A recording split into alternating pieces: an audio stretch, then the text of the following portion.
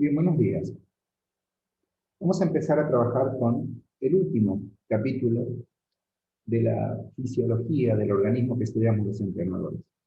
Quizás es el tema cuando uno quiere estudiar entrenamiento o cuando entrena, que más quiere saber, que tiene que ver con la nutrición, con los hábitos y el ejercicio. Así se llama el apunte, y ese es el enfoque que le queremos dar a este tema desde la escuela.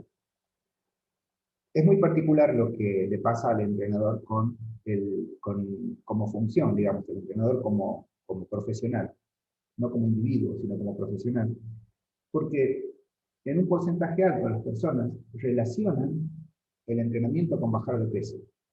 Y resulta que para la ciencia del entrenamiento el peso no tiene nada que ver con su desarrollo de investigación. ¿Qué quiero decir con esto?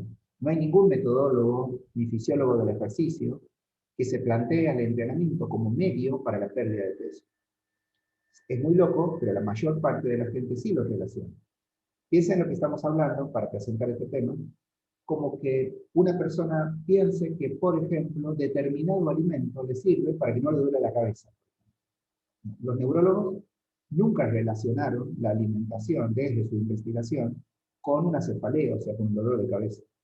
Es loco. Es como pensar, por ejemplo, que el alcohol puede servir para que se mueva un avión. Sin embargo, los ingenieros, cuando piensan en el motor de un avión, también piensan en el combustible, que obviamente no es el alcohol, ¿no? Ni siquiera la nafta. Bueno, esta sin razón teórica le ocurre a un entrenador en el ejercicio de su profesión. Vienen las personas y le dicen, hola, quiero entrenar porque quiero bajar de peso.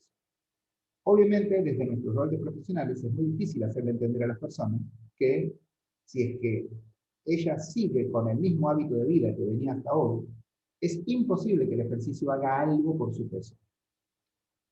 Es prácticamente imposible que haga algo por el peso.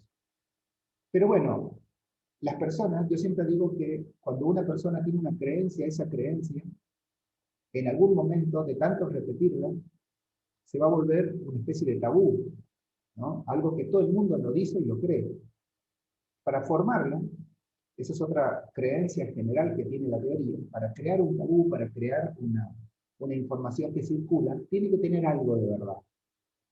¿Tiene algo de verdad que el ejercicio puede hacer algo por el normopeso? La respuesta es sí, obviamente eso es lo que hace circular, ¿no? ¿A dónde está la razón? Bueno, obviamente todo entra por nuestros ojos. En la imagen de un atleta, o sea, de un deportista. La mayoría de las personas en los últimos 15, 20 años ha aprendido a admirar deportistas por su estética.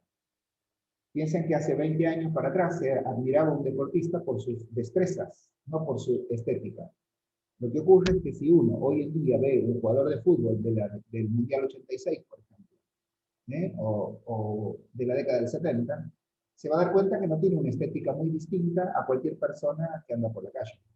En cambio, ve un deportista post década del 80, del 90, entonces se empieza a dar cuenta que el deportista puede tener un cuerpo desde el punto de vista estético que es deseable para la mayoría de la gente. Ahí está la relación intelectual. La persona ve a un deportista y dice, quiero tener ese cuerpo. La situación que nadie analiza es qué tuvo que hacer ese deportista para lograr el nivel de rendimiento que tiene, que es el objetivo de la ciencia del entrenamiento, y cómo de manera indirecta logró ese cuerpo. Lo que vamos a hacer en estas clases que vamos a desarrollar en este apunte, es trabajar sobre los tres conceptos que explican esto que acabo de decir. El objetivo es que cuando ustedes terminen de estudiar tengan un concepto cultural más desarrollado de la relación que hay entre el ejercicio y la nutrición, no desmereciéndose, de hecho es lo primero que vamos a estudiar los hábitos, sino que también tengan la capacidad de explicar a un alumno la relación que existe entre ellos, para lo cual vamos a usar para desarrollar el apunte y la clase los mitos más comunes que tiene esta disciplina, dado que esta relación, insisto, tiene muy poco de investigación científica y tiene mucho, mucho de lo que la gente dice y cree. Por eso es que en el apunte, no así en el desarrollo de la clase, porque va a ser explicativa, pero sí en el apunte, ustedes van a tener el desarrollo de temas planteados como preguntas. Y que el apunte la va a responder desde una base científica. Este es uno de los capítulos que más tienen que estudiar su base científica, porque no es solo la base científica del ejercicio, es también de la teoría de la nutrición, que es una disciplina independiente inclusive de la medicina, que tiene que ver con el funcionamiento orgánico, que también lo vamos a aprender con la anatomía, con la descripción de los órganos y con el funcionamiento de estructuras que ya hemos estudiado, que se llaman enzimas, que son sustancias químicas que permiten el catabolismo, y fundamentalmente, y así va a empezar mi clase de hoy, con los hábitos. Primero voy a empezar planteando qué es un hábito, porque las tres características que permiten que el ejercicio logre que una persona cambie estructuras anatómicas que le permitan luego un beneficio para el descenso de peso, se llama hábito. Primero lo voy a ejemplificar desde la primera metáfora que estoy usando, que tiene que ver con la relación que hay entre la estética deportiva de un deportista y la de lo que la gente busca. Antes de analizar qué deporte hace que una persona baje más o menos de peso, por ejemplo, uno ve un corredor y ve que es flaquito, entonces dice, bueno, listo, entonces correr me hace bajar de peso. A uno ve un ciclista y lo ve con piernas desarrolladas y dice, ah, bueno, entonces la bici desarrolla la pierna. Uno ve un culturista con su masa muscular desarrollada y la persona piensa, ah, entonces tengo que hacer el plan del culturista para tener esa hipertrofia. Lo cierto es que lo que ha logrado que todos los deportistas que nombré logren el resultado que tienen no es otra cosa que su hábito. Su hábito. Nadie le copia al culturista su nutrición, la hora en que se acuesta, se levanta y el volumen de trabajo que tiene diario, del desarrollo de la fuerza. Nadie le copia a un corredor el volumen semanal que tiene de resistencia. O sea, le copian la carrera, pero no cuentan el volumen semanal que tiene corriendo. O los tipos de trabajos combinados que hace con otras capacidades motoras. O sus hábitos de descanso, o sus pautas alimentarias, la cantidad de agua que toma por día, la cantidad de alimentos que consume y la forma en la que lo hace. O sea que el hábito no es una sola cosa. Y ahí vamos a entrar dentro del apunte. El apunte empieza la presentación definiendo un hábito.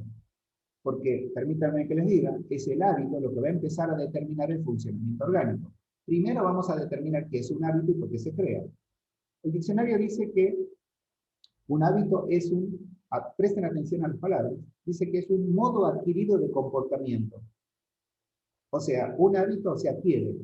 Significa que ninguna persona nace con ningún hábito. Se adquiere. ¿Bien? Primero. Segundo, pero claro, cuando uno lo adquiere, se convierte en algo totalmente involuntario. Esto es el segundo concepto a tener en cuenta, porque piense que cuando algo es involuntario, implica que ha salido de la órbita de la voluntad de la persona. O sea que un hábito tiene dos características. Primero es adquirido y luego es voluntario. O sea que lo que yo puedo tener voluntad es de adquirir o no un hábito. Ahí sí está mi voluntad. Pero una vez que lo adquirí, ya sale de mi voluntad. Para que ustedes se den una idea, y no hacer esta clase, una clase de psicología, piensen que lo voluntario es aquello que ustedes lo pueden pensar y hacer de acuerdo a una conveniencia determinada. Un ejemplo sería, oh, tengo que empezar a caminar. Hoy salgo a caminar. Ahí funciona la voluntad. Salen a caminar. ¿Eh? Es voluntario. Ahí funciona. Salen a caminar. Ahora, vamos a suponer que lo hacen 3 veces por semana durante 10 semanas. Se va a convertir en un hábito. Cuando ustedes dejan de caminar, les va a doler la cabeza, se van a tener molestias físicas. ¿Por qué? Porque la adquisición de un hábito, cuando lo logran, ya es involuntario. O sea, ya es el sistema integrador, que es el sistema nervioso del endócrino, el que se encarga de que ustedes siempre realicen ese hábito. Claro, di un hábito positivo, ¿no es cierto?, para la salud, que es caminar. Pero también hay otros hábitos, como por ejemplo el consumo de alcohol. O por ejemplo, la hora en la que nos levantamos de nuestro descanso nocturno. O las salidas. O sea, toda conducta del hombre se puede convertir en un hábito. Ahora, cuando se convierte en un hábito ya es involuntario. El proceso para sacarse un hábito ya es más complejo. Porque el hábito, aparte de ser primero adquirido y luego involuntario, también es una pauta repetitiva y que la creamos por algo. Porque ustedes me dirán, uy, ¿y por qué creo hábitos entonces? O sea, ¿para qué creo hábitos? La teoría dice que se crea un hábito porque el hábito me da estabilidad. Esto es muy importante. la estabilidad. O sea que nosotros no creamos hábitos de manera aleatoria o porque sí, no. Lo creamos siempre en una situación psíquica en la cual necesitamos cierta estabilidad. Y el hábito brinda estabilidad, porque el hábito le permite al sistema, los contrarreguladores, el sistema nervioso y endocrino, les permite un trabajo más relajado. Cuando yo tengo que hacer cosas nuevas, o sea, cuando la pauta de actividad a la que tengo que hacer no es repetitiva, sino que es nueva todo el tiempo, le exijo a mis sistemas reguladores, nervioso y endocrino, que manejen mi homeostasis de manera distinta, o sea, que estén todo el tiempo cambiando las funciones químicas de mi cerebro. ¿Mm? Y eso hace, obviamente, que esa inestabilidad le produzca al organismo un tipo de trabajo que normalmente los sistemas rechazan. Por eso nos cuesta tanto empezar una actividad nueva y nos es tan fácil hacer actividades que ya tenemos. El hábito no es algo malo, es algo bueno, porque brinda estabilidad. Pero hay que tener cuidado con los hábitos, porque se adquieren, y cuando se adquieren ya son involuntarios. O sea, no dependen de mi voluntad del cambio, sino que tiene que tener un proceso que lo vamos a analizar. ¿Bien? Piensen, como dice el apunte en mi pizarrón, que el desarrollo de la existencia toda, no solo el ejercicio, toda la existencia humana está plagada de hábitos. Dije, ¿por qué creamos hábitos? Primero, porque no solo nos brindan esa estabilidad que planteé, que está aquí también, en el pizarrón, sino porque aparte nos brindan seguridad. Los sistemas contrarreguladores, o sea, el sistema nervioso y el sistema endocrino, producen lo que los neurólogos llaman la sensación de capacidad. Piensen, por ejemplo, que no saben manejar. Yo les digo, uy, tenemos una urgencia, me tenés que llevar al hospital. Y yo sé manejar, o sea, aprendí, pero no lo practiqué tanto. O sea, no es un acto involuntario, sino que tengo que poner mi voluntad ante la urgencia. Lo primero que me ocurre a mí es que me da inseguridad. Lo mismo que las personas que manejan en la ciudad y tienen que manejar en la ruta, por ejemplo. ¿Eh? Entonces, ¿qué es lo que hago para que eso no me pase? Practico, practico y practico. O sea, hago una pauta de actividad repetitiva. ¿Qué me va a dar? Saber hacerlo, seguridad. Saquen el ejemplo del auto y pongan el ejemplo del ejercicio. Pasa exactamente lo mismo. No hay nada mejor que un alumno que no solamente ha aprendido un ejercicio, sino que aparte lo ha automatizado a través de la pauta repetitiva. El hábito del movimiento permite aprender hábitos de ejercicio y el hábito de ejercicio permite usarlo como medio y método de entrenamiento.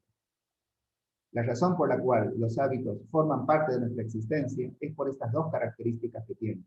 La primera ya la describí, tiene que ver con la estabilidad, y la que estamos analizando ahora tiene que ver con la seguridad.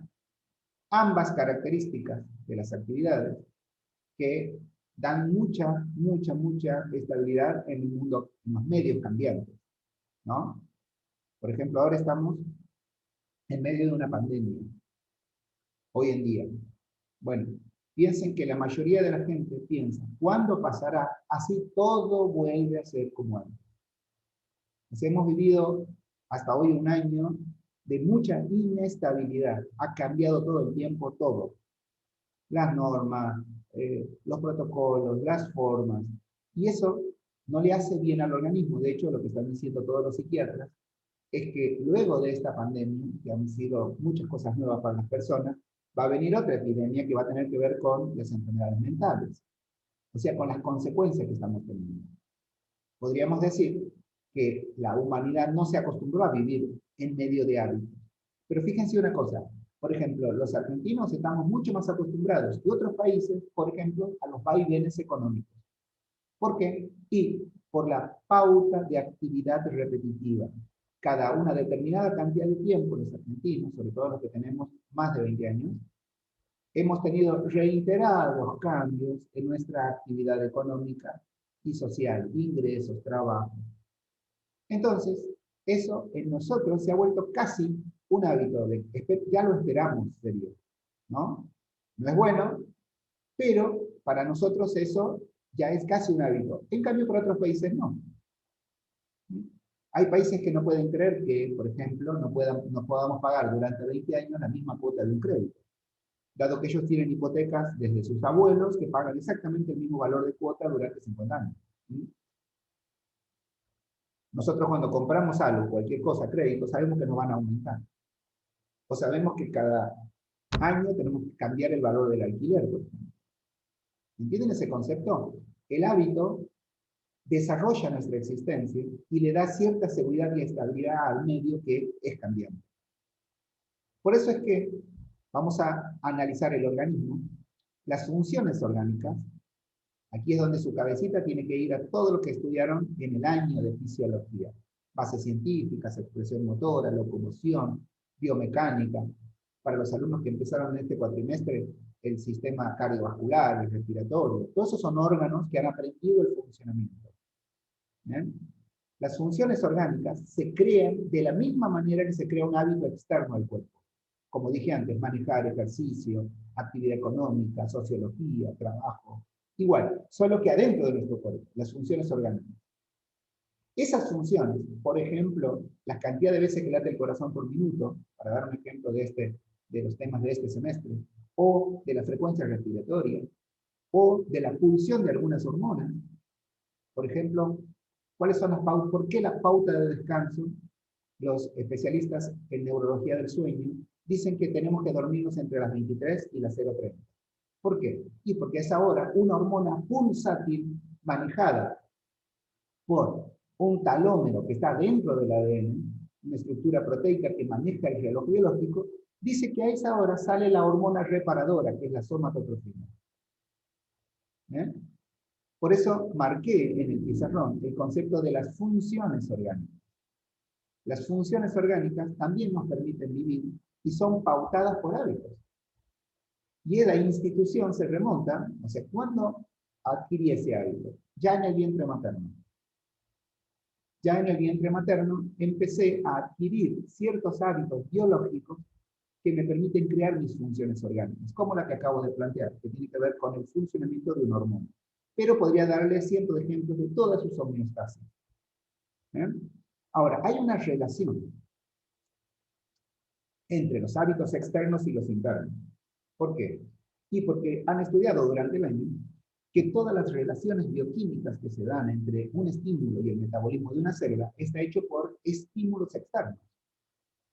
Por ejemplo, por más que yo nací, y de hecho cuando soy bebé me pasa, para dormir en etapa de no crecimiento, sino de estabilidad entre 6 y 8 horas, digo esto porque los bebés están en etapa de desarrollo y duermen más de 14 horas algunos por día, pero lo cierto es que están regulados todo por un mecanismo neuroendocrino que a medida que voy adquiriendo pautas de comportamiento y se va desarrollando la vida, las voy cambiando.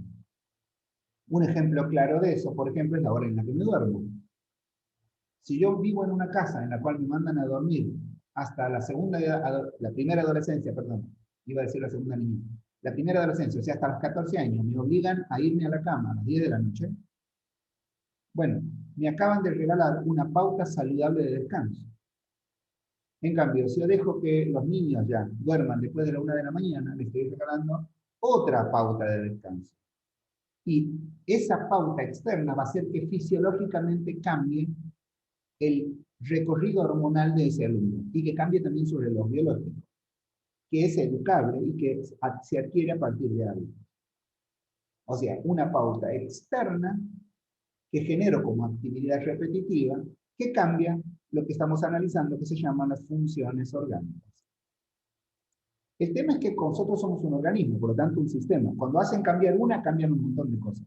Por ejemplo, la lucidez matutina para el aprendizaje tiene que ver con el anabolismo proteico. Es verdad que los cientistas del sueño han analizado las distintas personalidades del sueño. Ahora, es verdad que la personalidad del sueño tiene una tendencia. Muchos lo han dividido en búhos y alondras. O sea, hay personas que viven mejor de noche, otras que viven mejor de día. Eso es así y hay una tendencia bioquímica que eso ocurra. Ahora, no quiere decir que ese hábito, si yo quiero lograr, por ejemplo, ser atleta, no lo pueda cambiar. O si yo quiero ser un estudiante brillante, no lo pueda cambiar. Es como haber nacido con la tendencia a ser gordo. Pero si yo tengo una actividad genero hábitos de movimiento y de alimentación y de descanso en sanidad, entonces no voy a declarar la obesidad en mi cuerpo. Si mantengo los hábitos heredados junto con la obesidad, que es dormir de más, comer de más y ser sedentario, lo más posible es que se me declare la obesidad. Con los factores de sueño es absolutamente lo mismo. Uno puede acostumbrar o acostumbrarse, no importa la personalidad del sueño con la que nací, para cambiarla en función a la necesidad que tenga, bueno, la planificación de mi vida o de mi profesión. Hay que tener muy en claro eso, y ahora voy a decir por qué explico esto tanto de manera interdisciplinaria. Porque nuestros alumnos vienen y creen que con solo caminar 3 veces por semana van a bajar de peso, o porque caminen todos los días, o porque vayan todos los días al gimnasio. Y no es así, dado que no es un solo hábito el que va a cambiar todas las funciones orgánicas, que es de lo que estamos hablando, de las funciones orgánicas, que nos permiten vivir, como dice el apunte, y que son pautadas por hábitos. Y esa institución, o sea, cómo se forma la institución, se remonta a lo más atrás que ustedes pueden ir, que es cuando vivían en el vientre de su mamá, que ya le da hábitos a su feto, que después será su embrión y después será su hijo, que le va dando hábitos a partir de cómo vive ella. Tan importante es el hábito, así, que cuando nuestro alumno llega a nosotros, y ese alumno ya tiene, no sé, 40 años, 35, 20, hace 20 años que viene generando una actividad repetitiva que le ha permitido lograr algo que ahora no le gusta, que quizás sea su sobrepeso, que es de lo que estamos hablando. Y quiere cambiarlo con un solo hábito, que es hacer ejercicio. Y sin embargo, su vida está plagada de hábitos. Y el entrenador tiene que ser consciente para educar a su alumno en ese punto. Ahora bien, cuando yo genero un hábito, ¿qué característica tiene ese hábito?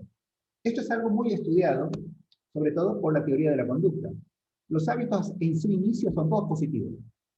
Todos, inclusive el alcohol, por ejemplo. Nosotros tenemos un sistema nervioso que integra y controla, ¿no? Vamos a suponer que una persona es depresiva. La depresión es una de las enfermedades modernas que más daña a todos los circuitos de salud del organismo, o sea, todos los funcionamientos orgánicos. No es la clase hoy para explicar eso, pero ustedes tengan en cuenta por un segundo que desde el funcionamiento hepático, o sea, el hígado, hasta el funcionamiento renal, o sea, el riñón, que controlan dos cosas, la digestión por un lado, lo vamos a aprender en este capítulo eso, el hígado controla la digestión, el riñón controla, por ejemplo, algo tan importante como la presión arterial. Y el riñón es un órgano que, por ejemplo, limpia su sangre en una estructura anatómica que se llama glomérulo. Filtra el agua, filtra el sodio, produce el orina. Bueno, esos órganos son directamente, pero directo, no indirectamente, le producen disfunción, disculpen la desorganización de mi frase, tienen una relación directa con el estrés. Directo.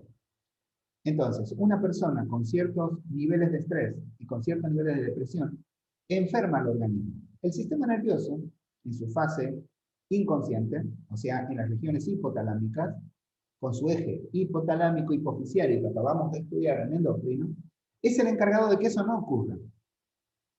Por lo tanto, tiene que encontrar soluciones para que la persona no esté deprimida. No la va a encontrar en drogas internas, la va a encontrar en drogas exógenas. Ejemplo, el alcohol. Ejemplo, la diversión en exceso.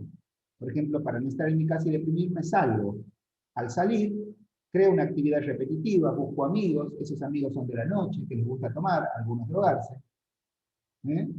O no, cualquier otra actividad, la que fuera, inclusive chatear toda la noche, o quedarse toda la noche en internet, o meterse ahora en los sitios a ver películas, o a ver series.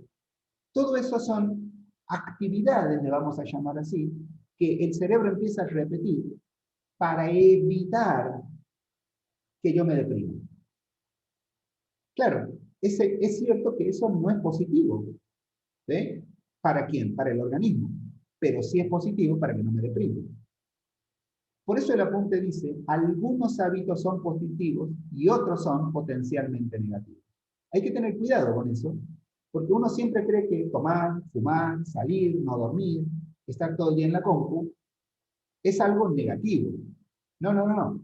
se va a convertir en algo negativo. Por eso dice potencialmente negativo. Pero para ahora, para el momento, para el segundo que lo estoy realizando al acto, es positivo. Porque si no, mi organismo tendría que pagar una consecuencia superior, en este caso una depresión. Que insisto, no es solo me deprimí. Me deprimí y cambié el funcionamiento orgánico de muchos órganos que son vitales. Y si hay algo que el cerebro tiene que hacer es mantenernos con vida. Entonces, él va a crear hábitos a través de, insisto, el eje neuroendocrino va a crear hábitos a partir de su voluntad que después van a ser involuntarios. Por eso uno logra hábitos en una etapa y después los quiere cambiar y no puede. Un ejemplo práctico en el ejercicio es el sedentarismo activo que tenemos todos entre los 14 y los 21 años. Excepto las personas que han adquirido el hábito de un deporte o que les gusta practicar un deporte, que les gusta, no importa, hockey, fútbol, natación, bicicleta, lo que sea. Esas personas superan el placer que les permite hacer esa actividad, supera ampliamente, gracias a Dios, supera lo que podríamos llamar el sedentarismo. Pero la mayoría de las personas, sobre todo ahora, los alumnos que en esta etapa tienen esa edad, que tienen demasiada tecnología en sus vidas, se vuelven cada vez más sedentarios. Y ahí es donde adquieren hábitos que en ese momento son positivos. Cuando uno tiene 18 años y sale y baila toda la noche y se acuesta a las 10 de la mañana, a la 1 de la tarde se despierta, ese típico comportamiento de un adolescente en la playa, ya va de nuevo a la playa, puede volver a jugar al fútbol. ¿Por qué? Y porque está en la etapa biológica de anabolismo. O sea que se recuperan rápido. Un joven, un adolescente o un joven. Entonces, ¿qué hace ahí? Adquiere hábitos. El tema es que cuando tiene 25 y tiene que empezar obligaciones universitarias o seguir obligaciones universitarias o laborales, le cuesta mucho volver a un ritmo de vida que permita esas actividades. Ese hábito que entre los 16 y 17 hasta los 20 21 ha sido positivo, cuando llega a los 24 25, ese mismo hábito a esa edad se volvió potencialmente negativo. Los hábitos con los que sus alumnos, vuelvo a la relación entre ejercicio y nutrición, con los hábitos de alimento con los que sus alumnos aumentaron de peso y ahora quieren que ustedes bajen, cuando empezaron eran positivos. Algo le daba de bueno al organismo comer de más. Algo le daba de bueno al organismo, por eso eran positivos, dormir tarde o moverse poco. Lo que ocurre es que pasó el tiempo y ahora no le gusta la panza, no le gusta la pérdida de masa muscular, o no le gusta la incomodidad que significa vivir sin condición física. Se cansa todo el día, duerme mal, no digiere bien el alimento. O sea que ese hábito que hace 4 años era positivo, en ese mismo momento él no se daba cuenta, pero ya estaba siendo, y ahí viene la palabra, potencialmente negativo. Cuando llegan a ustedes, ese potencial se volvió realidad. Pero nunca olviden que los hábitos, cuando inician, son positivos. Porque para algo los crea el sistema nervioso y les produce la necesidad a ustedes de que lo hagan. Otros hábitos que ya están creados, siempre un hábito, cuando si hablamos de hábitos, ya hablamos de algo que por una actividad repetitiva se ha convertido en algo totalmente involuntario. Muchos hábitos no son malos en sí mismos ni negativos, ¿sí? Sino que sencillamente hacen que no seamos todo lo eficiente que podemos ser. En el ejercicio, este es el caso de la alimentación y la hidratación. Por ejemplo, si yo no estoy acostumbrado a comer poco muchas veces, sino a comer mucho pocas veces, por ejemplo, un gran desayuno, un gran almuerzo y una gran cena, por ejemplo. Bueno, la gran cena no me va a dejar descansar bien de noche. O sea, no voy a ser eficiente reparando mis tejidos a la noche. ¿Ven? O sea, que hay hábitos que no nos permiten ser eficientes. Por ejemplo, ustedes duermen poco de noche. Y es un hábito. Porque hay gente que se acostumbra a dormir 4 horas, no sé, por su trabajo, por lo que fuera. Y de pronto deciden estudiar. Dicen, mira, voy a empezar entrenamiento, me encantó. Para todos ustedes, no importa cuándo hayan empezado, porque no olviden que en esta aula virtual hay alumnos que solo han empezado en el segundo semestre, o sea que han empezado por allí de julio, agosto, septiembre, octubre, o hay alumnos que han empezado a cursar en marzo. No importa. Cuando empezaron el proceso, ustedes tenían una forma de vida. Ahora piensen en forma individual. Todos aquellos que estaban acostumbrados a dormir poco tiempo, cuando se tienen que sentar a estudiar, se dan cuenta que no tienen la lucidez suficiente para aprender. ¿Mm? O sea, esa pauta de descanso, que ustedes la han convertido en hábito y que fue positiva para muchas cosas, inclusive para el trabajo físico. O sea, hay muchas personas que duermen 4 horas y después rinden bien físicamente en su trabajo y en su día. Siento decirles que si el cerebro no está completamente descansado, el aprendizaje se vuelve muy difícil. El cerebro no aprende en situaciones de estrés o fatiga, no aprende. Entonces, cuando ustedes escuchan una clase o quieren hacer un trabajo práctico o quieren estudiar para una evaluación, con un cerebro estresado, terminan no aprendiendo. ¿Qué le pasó a qué pasó con ese hábito de descanso? No es todo lo eficiente, no nos permite ser, perdón, todo lo eficiente que necesitamos ser. En este caso, para estudiar. También podría ser para el trabajo y algo que nos va a ser muy común. Puede ser para el ejercicio. Un ejemplo sería un grupo de amigos que juegan en fútbol o que juegan en deporte, amigos o amigas, y que quieren entrenar para ser más eficientes haciendo ese deporte. Y creen que con solo entrenando lo van a lograr. No, no, no. Porque para entrenar necesitan cambio de ciertos hábitos que hacen que hoy sean ineficientes. O sea, tienen hábitos que hacen que, y ahora lo voy a marcar en el pizarrón, no seamos todo lo eficiente que podemos ser. O sea, tengo el potencial para rendir mejor en el fútbol. Puedo jugar mejor al fútbol. Pero, o a mi deporte, no importa. Hockey, el que sea. O en mi trabajo, o en mi vida cotidiana. O sea, puedo disfrutar más con mis amigos, salir, bailar, pero no puedo. ¿Por qué? Y porque tengo hábitos que no me dejan lograr esa eficiencia. ¿Por qué dice todo lo eficiente que podemos ser? Porque todo el organismo humano tiene cierto potencial. Obvio que si tengo 70 me va a costar muchos años, estoy cerca, me va a costar mucho salir a bailar y recuperarme al otro día, ¿no? O sea, esa eficiencia ya no la puedo tener por mi edad. Ahora, si tengo 20 sí debería tener esa eficiencia, si tengo 30. Es obvio que si tengo 60 años, como tiene el profesor, no puedo jugar un partido de 90 minutos al fútbol de manera intensa. O sea, yo no podría tener esa eficiencia, porque no entreno ahí por la edad. Ahora, si tengo 20, es muy loco que no lo pueda hacer, o si tengo 30. Por eso, el apunte habla de todo lo eficiente que podemos ser. Tiene que ver con la edad y con la condición de salud y la condición física. ¿Mm? Ahora bien, esas pautas que han adquirido nuestros alumnos o nosotros mismos y que queremos cambiar, ¿se cambian? Es la pregunta. Según los teóricos, no, no se pueden cambiar. Dice, el sistema más eficaz es descartar hábitos ineficientes. Para hacerlo, hay que sustituirlos de forma progresiva, y voy a aclarar algo, y habitual, o sea, para poder habituarme nuevamente, por otros hábitos, solo que esos hábitos son eficientes para lo que quiero. Por ejemplo, en mis ejemplos anteriores sería, bueno, para estudiar bien, lo que voy a empezar a hacer es habituarme a descansar un poco más de noche. En vez de 4 horas voy a tratar de dormir, aquí viene la paulatinidad, en vez de 4 voy a dormir 4 horas y media. Y voy a tardar entre 3 a 5 semanas, porque la biología dice que es el tiempo que tardamos en adaptaciones crónicas, en adaptarme a esa media hora. Después voy a poner media hora más y voy a dormir 5 horas. Voy a adaptarme a eso. Y necesito otras 4 o 6 semanas. Y después 4 horas y media. Y después 5 horas. Y después 5 horas y media. Hasta que llegue más o menos a las 6. Si es que tengo menos de 50 años, los biólogos dicen que entre 6 y 8 horas es el tiempo que necesita un adulto mayor. No olviden que para la biología no es como para la sociología. O sea que mayor de 21 años es un adulto mayor. Porque los adolescentes requieren de mayor cantidad de horas de sueño. Por eso digo, el mínimo de un adolescente debería ser 8, el mínimo. Para que se desarrolle bien hasta la primera etapa de desarrollo biológico que termina a los 21 o 22 años. Empieza la segunda hasta los 30, y ahí hasta los 45 o 50, y de ahí en adelante empieza el deterioro, lo que antes llamábamos tercera edad. Bien, ciclos biológicos lo estudiamos, aquellos que ya han cursado locomoción humana y movimiento, y lo cursarán el semestre que viene aquellos que no.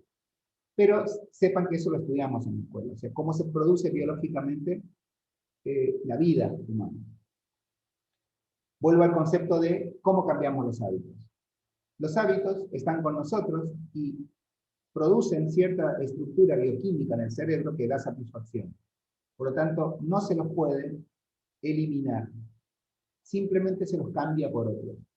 Es muy común, y esto en la vida social lo deben haber escuchado un montón de veces, las personas que dejan de fumar comen mayor cantidad de caramelos, por ejemplo. La situación es porque han cambiado un hábito por otro. Lo cierto es que, si están enfermos del pulmón, el hábito de comer caramelos es positivo, pero es potencialmente negativo. Pero cuando empiecen a tener caries, ¿sí?, el dentista le va a decir, dejen de comer caramelos. ¿Me entiendes? O sea que hay hábitos que son positivos cuando empiezan, pero en ese mismo momento, aunque no lo sepamos, son potencialmente negativos. Por ejemplo, en cambio, en mi ejemplo de recién, de cambiar las pautas de sueño de a poco, para que sean más eficientes en el aprendizaje, en el estudio, en el deporte, es positivo y tiene también la característica de que me va a ser eficiente ahora y en el futuro. O sea, no es potencialmente negativo. Por eso cuando cambio los hábitos, siempre tengo que pensar que lo voy a cambiar para que hacerme a mí mismo más eficiente en otro rubro, en otro ámbito, digamos.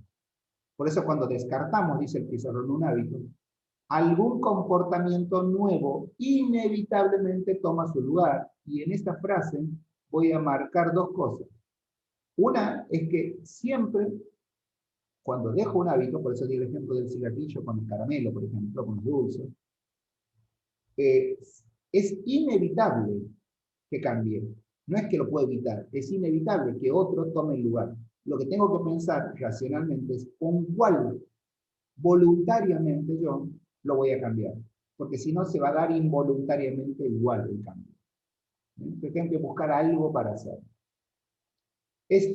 Solo esto es como una postilla de clase que le enriquece, nada más. No pretendo que lo aprendan o que lo entiendan todos completamente. Es lo que hacen con las personas, por ejemplo, que están en lugares en los que se recuperan de adicciones, ¿no? Tratan de ellos marcar la pauta del hábito.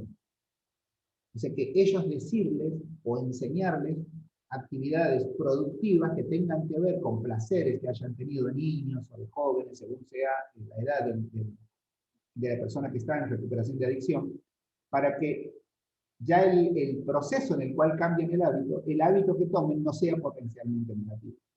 ¿Bien? Por último, y como una manera de ir terminando esta presentación a la que le dediqué mucho tiempo a propósito, insisto en el concepto, nosotros trabajamos con personas que vienen para que hagan algo para la cual nuestra ciencia no investigó ni estudió. O sea, la ciencia del entrenamiento no está pensada ni se investiga cómo bajar de peso. Pero sí hay investigaciones paralelas que demuestran que el entrenamiento tiene una gran posibilidad de lograr que un alumno vaya cambiando y reemplazando hábitos ineficientes por hábitos mucho más efectivos para la calidad de vida de las personas.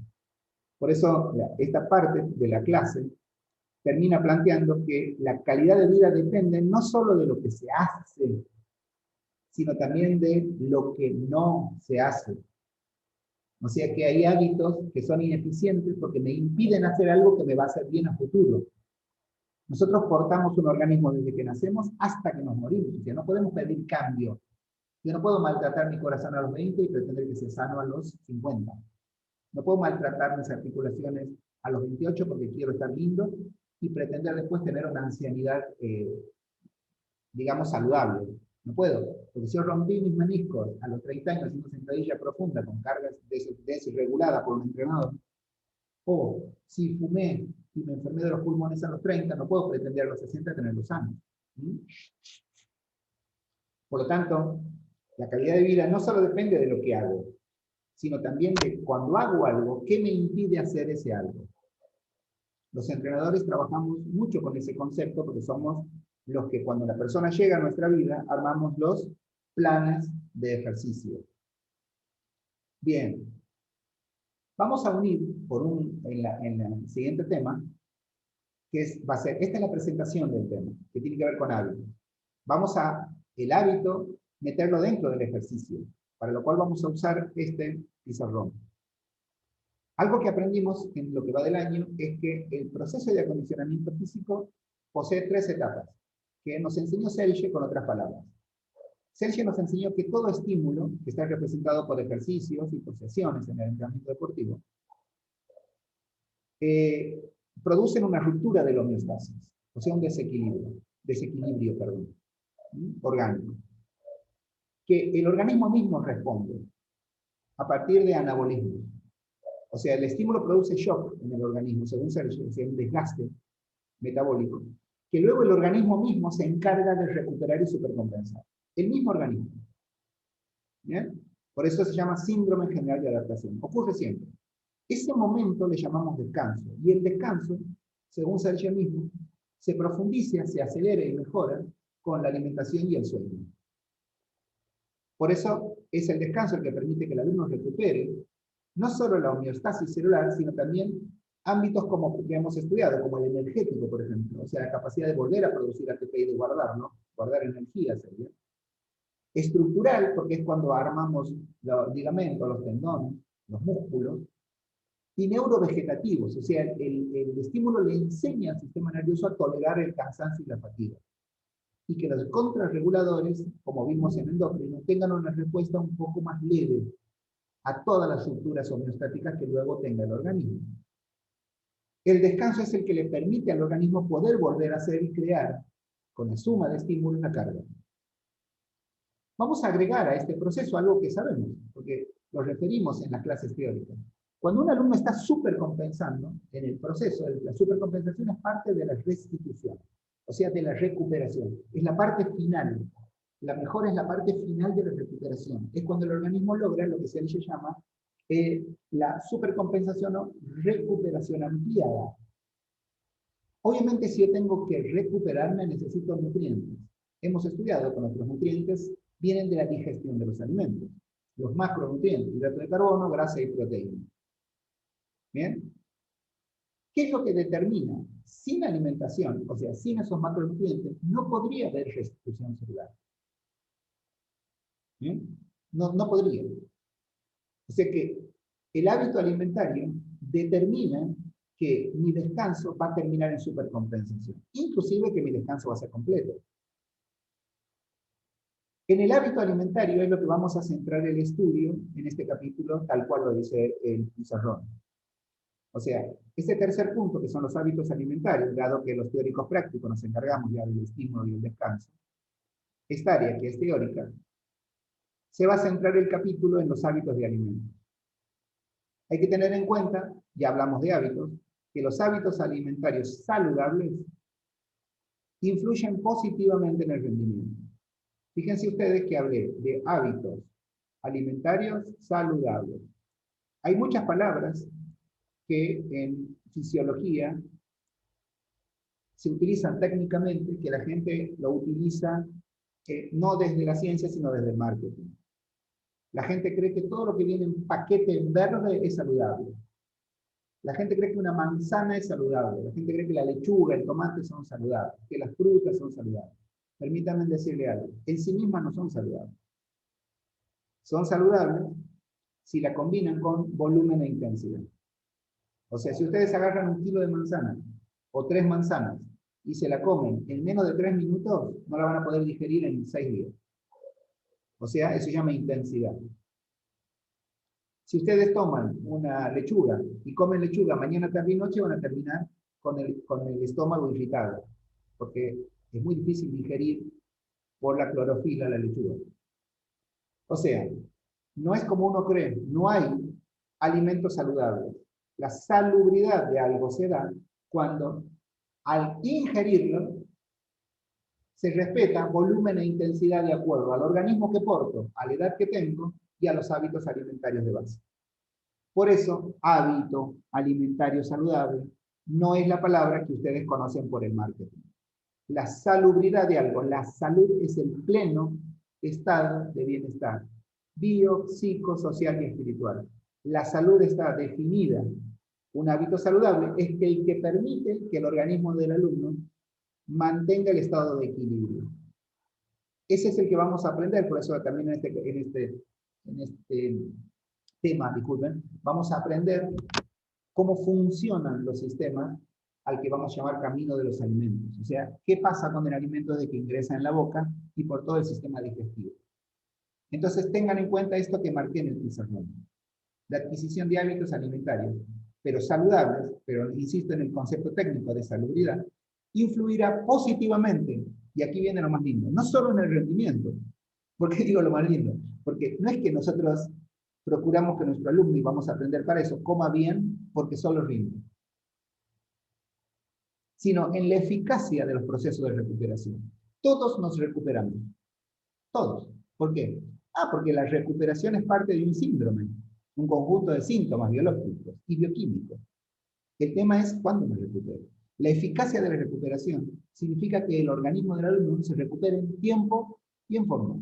Y hay investigaciones científicas que dicen que si ustedes hacen una clase de fuerza máxima y gastan más del 70% de las proteínas que tienen sus músculos, esos músculos van a tardar 72 horas en recuperarse. ¿Bien? Perfecto. Ahora, ¿qué ocurre si no se recuperan en 72 horas?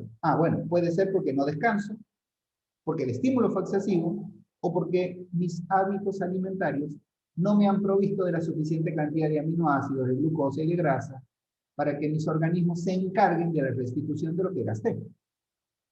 O sea, ¿me voy a recuperar? Sí, pero capaz que en 5 días, con lo cual me recupero, pero soy ineficaz. La eficacia de los procesos de recuperación tienen que ver con las pautas saludables. De hecho, la eficacia en la recuperación es una de las pautas de salubridad de los alimentos. ¿Bien? Y no olviden que la calidad de vida depende de esas pautas de comportamiento. Es muy importante. Lo primero que vamos a analizar, técnicamente ya, saliendo de esto que es la introducción, lo primero que vamos a analizar es, el apunte lo hace con una pregunta, yo lo pongo en el pizarrón directamente como algo, como parte de la descripción ya. Si la nutrición es sinónimo de alimentación o no. O sea, aquí mismo en el apunte, cuando termine este concepto, va a trabajar sobre el concepto de si la nutrición es o no sinónimo de alimentación. Porque en la vida cotidiana, no olviden lo que planteé cuando estaba en la presentación del tema. Este apunte se hace en base a preguntas. Vamos a utilizar todos los conceptos científicos publicados a hoy, haciendo hincapié en aprendizajes, como dice el apunte, para poder luego interactuar a partir de estos conceptos con médicos, con nutricionistas. Y no olviden que la mayoría de las preguntas que hace el apunte tienen que ver con tabúes. Y uno de los tabúes es si la nutrición es o no lo mismo que alimentación. La respuesta corta es no. Porque la alimentación es ingesta de sólidos y la nutrición es un conjunto de funciones. O sea, yo puedo decidir qué comer, pero no puedo decidir si eso que comí me va a producir un buen nivel de nutrición orgánica. ¿Por qué? Porque la nutrición no es el resultado exclusivo e inmediato de lo que comí. Les voy a dar un ejemplo de algo que entienden mejor. Si yo hago un lunes una sesión de acondicionamiento muscular o de fuerza con complementos en el gimnasio, ¿ya soy más fuerte? La respuesta es no. Porque la fuerza es la capacidad de generar tensión en un músculo, y las capacidades para que un músculo o un órgano lo logre necesita una adaptación no elemental sino crónica. Esa adaptación crónica es un conjunto de funciones que tiene el aparato locomotor que les permite ser más fuerte. Funcionamiento articular, de ligamentos, de tendones, no solo del músculo. Estimulo al músculo, pero con el músculo es el motor del aparato locomotor. Bien, aquí puedo decir lo mismo. Cuando yo como algo que creo que es saludable, no sé, una lechuga o un pedazo de fruta, lo que fuera, eso ingresa en un sistema que empieza en el cerebro, ni siquiera empieza en la boca, empieza en el cerebro y termina en el colon descendente. Y forma parte de todo el sistema digestivo. Cuando ingresa a mi cuerpo, empieza un proceso que se llama digestión. Ese proceso de digestión va a terminar con el macronutriente en la sangre. Pero ahí no termina el sistema. Porque después depende de si mi célula lo necesita o si lo va a mandar a un depósito. Y del tiempo que está en la sangre. Y del funcionamiento de otros órganos. Insisto, páncreas, riñón, hígado. Y de un sistema que, no se olviden, es muy importante en la digestión, que es el sistema neuroendocrino.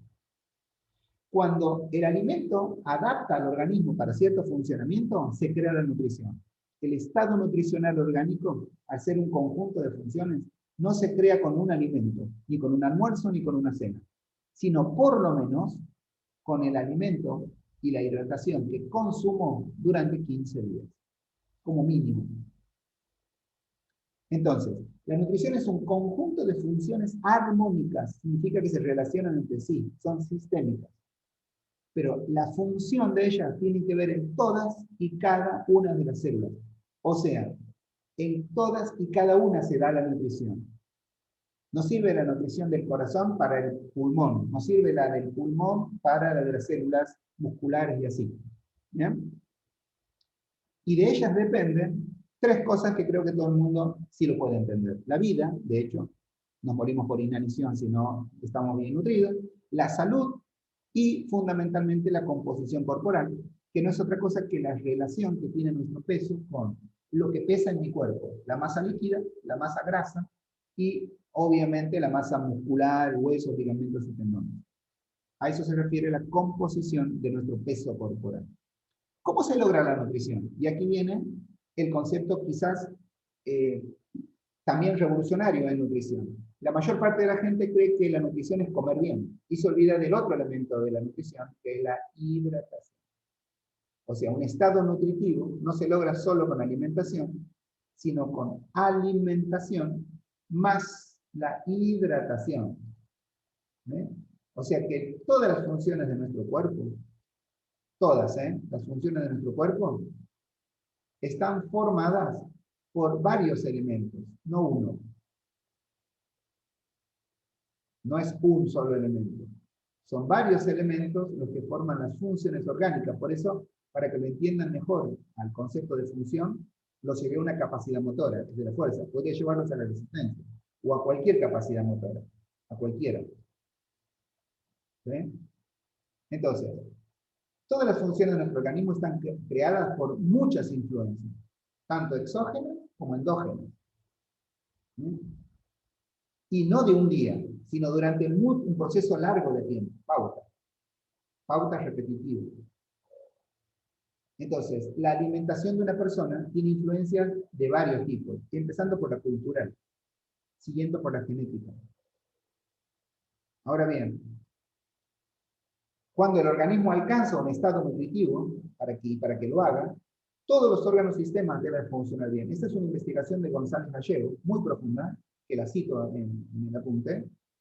Bien.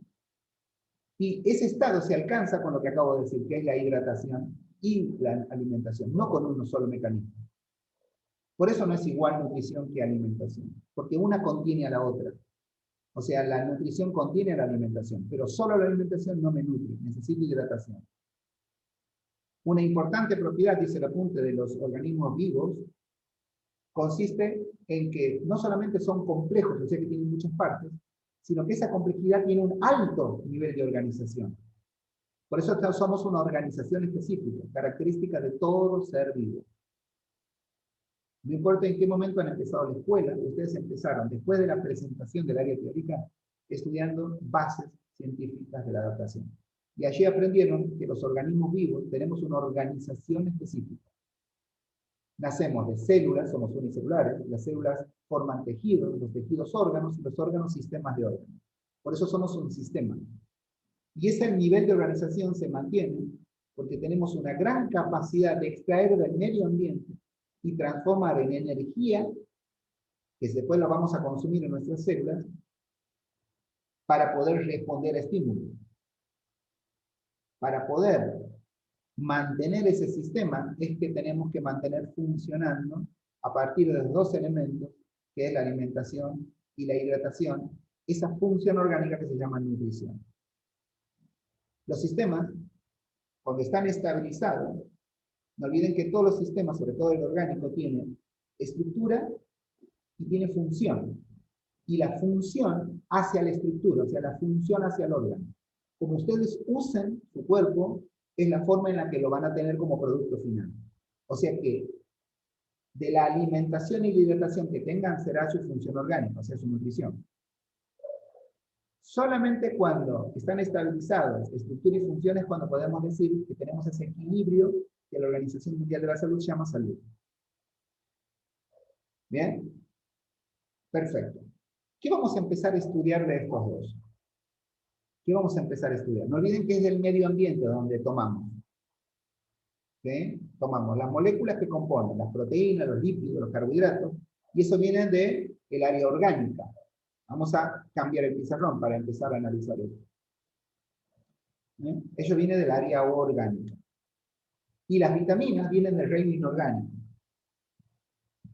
Y el agua.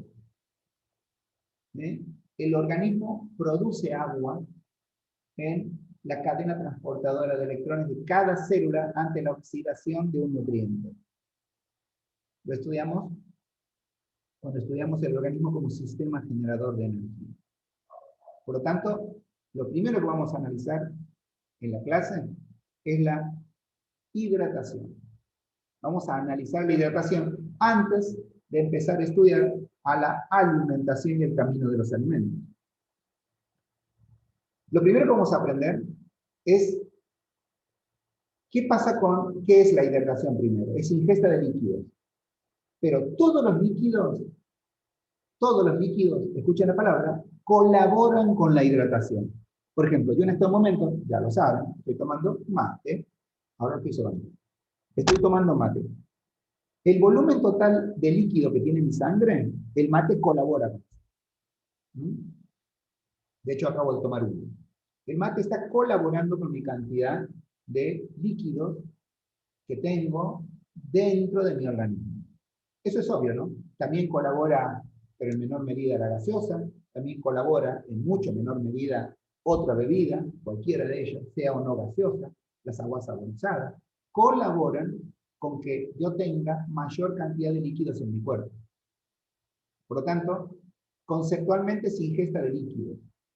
Ahora, para que el cuerpo esté, y ahí voy a cambiar la palabra, hidratado, o sea, para que se considere clínicamente hidratado mi cuerpo, solamente lo logro con ingesta de agua. El nivel saludable que se mide en el plasma con un orden bien técnico, que lo vamos a analizar luego. Ya lo analizamos en los sistemas endocrinos, disculpen, cuando estudiamos cómo hace el sistema endocrino para mantener estables fluidos y electrolitos. O sea, capítulo anterior. Ya estudiamos que hay una hormona inclusive que va a ahorrar agua de lugares, la antidiurética, para que yo no me deshidrate. O sea, pierda esa cantidad de agua. Osmolaridad del plasma es lo que determina la cantidad de agua, es el estado homeostático de agua que necesita el agua, que necesita la sangre, perdón. Aparte de otros líquidos, sin duda. ¿Bien? Entonces, solamente me hidrato bioquímicamente con agua. Ahora, todos los demás líquidos colaboran con la cantidad de líquido que tiene mi sangre. Cuando la ciencia estudia, a los deportistas se da cuenta de ese concepto que está en el pizarrón, que se llama deshidratación voluntaria. Se dieron cuenta en laboratorio esto, porque el entrenamiento, no olviden, que requiere de un cierto nivel de adaptación. Voy a hablar sobre la deshidratación voluntaria. Porque el cuerpo no nació. Bueno, hay adaptaciones que son incompletas en el deporte. La mayoría de los deportistas pierden siempre, estamos hablando de deportistas ya, que son a los que se investigan. Digo esto porque mi vecina que sale a caminar 3 veces por semana es poco probable que entre en deshidratación voluntaria, a menos que no tome agua. Pero la mayoría de los deportistas, en competencia y en entrenamientos extenuantes, pierden sustancialmente mayor cantidad de fluidos corporales a través de elementos como la transpiración, de los que pueden reemplazar durante el ejercicio. O sea que un deportista empieza a competir y termina deshidratado, y se llama deshidratación voluntaria. Tiene serias implicancias esto en la salud y en la performance, o sea, en el rendimiento.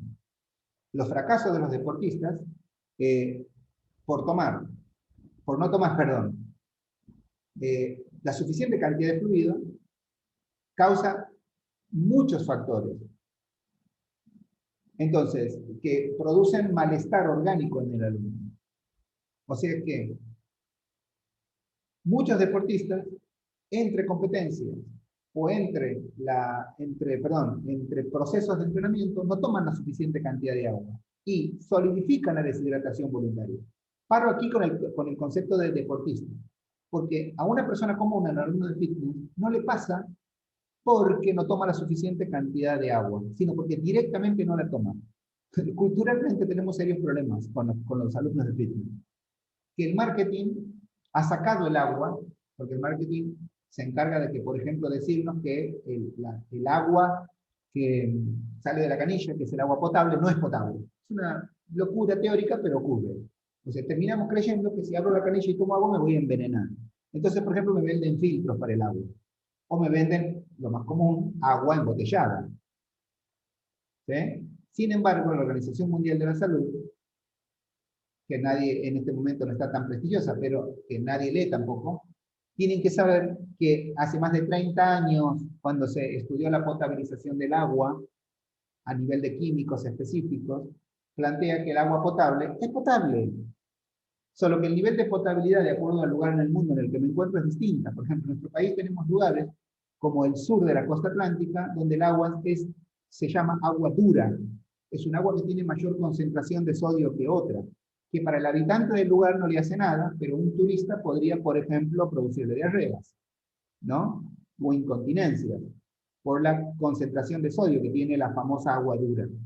Pero no es que no es potable, simplemente mi organismo no está adaptado a esa agua.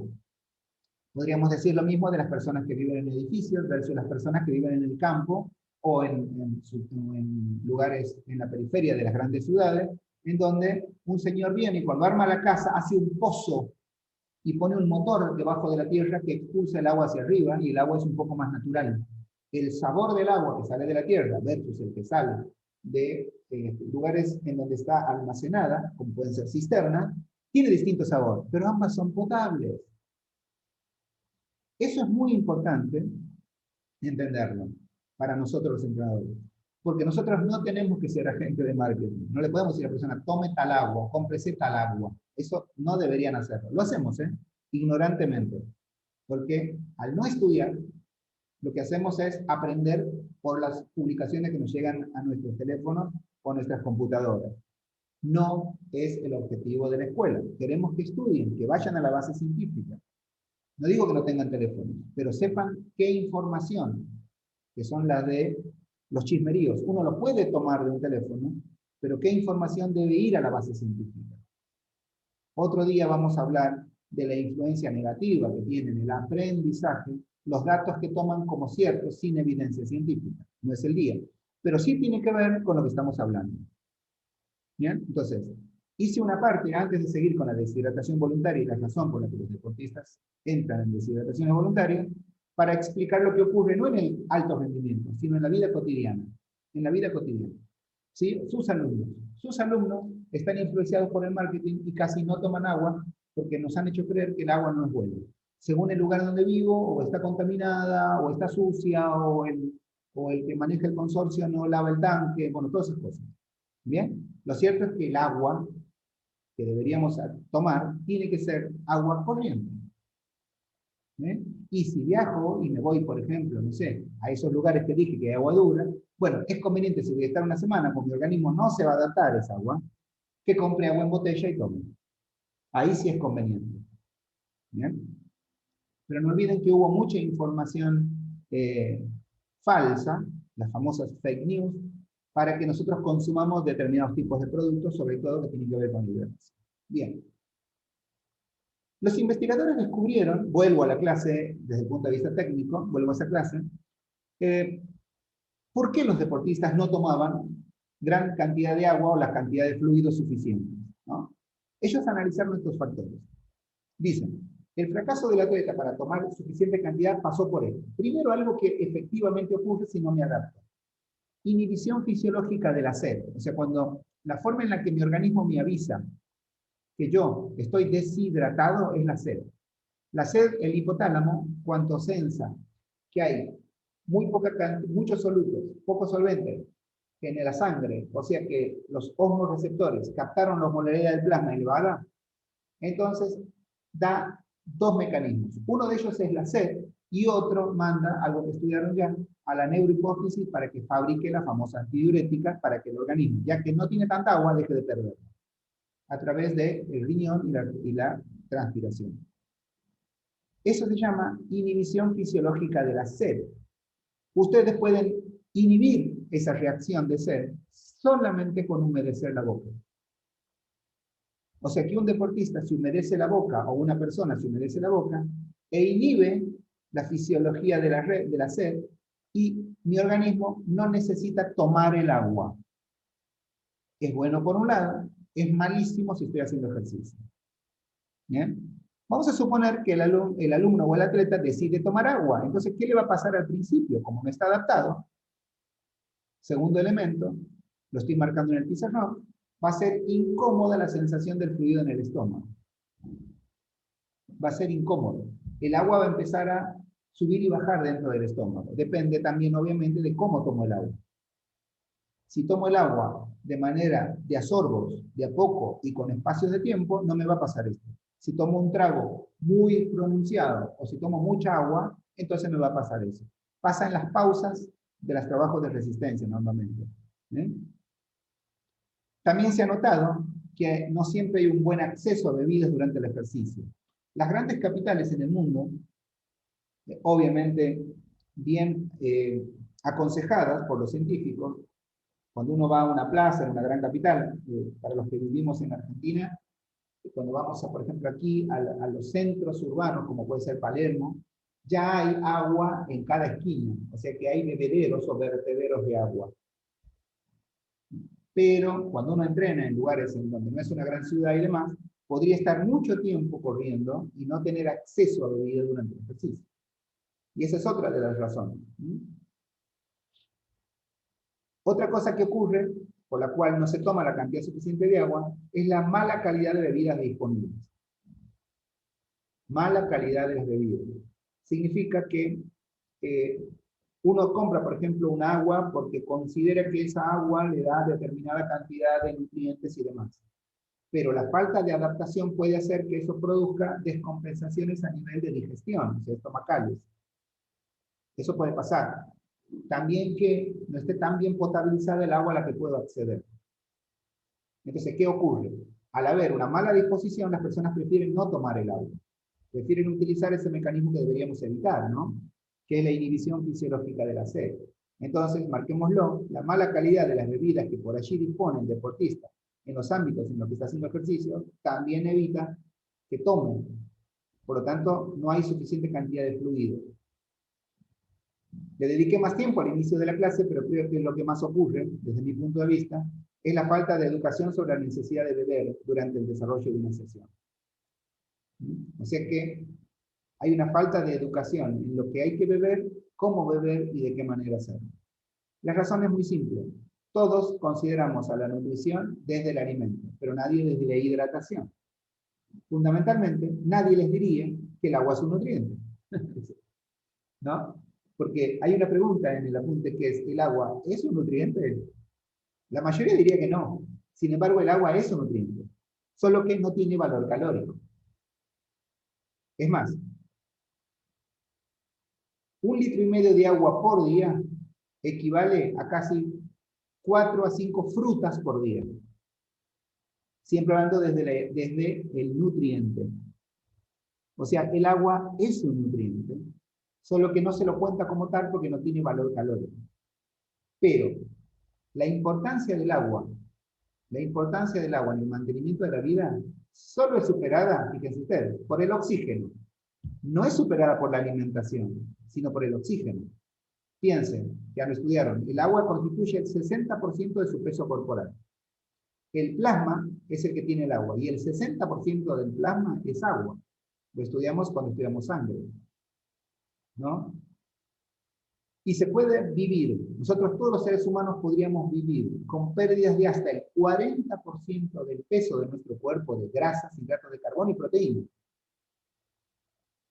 O sea, no nos moriríamos por inanición. Antes nos moriríamos de sed, o sea, de deshidratación.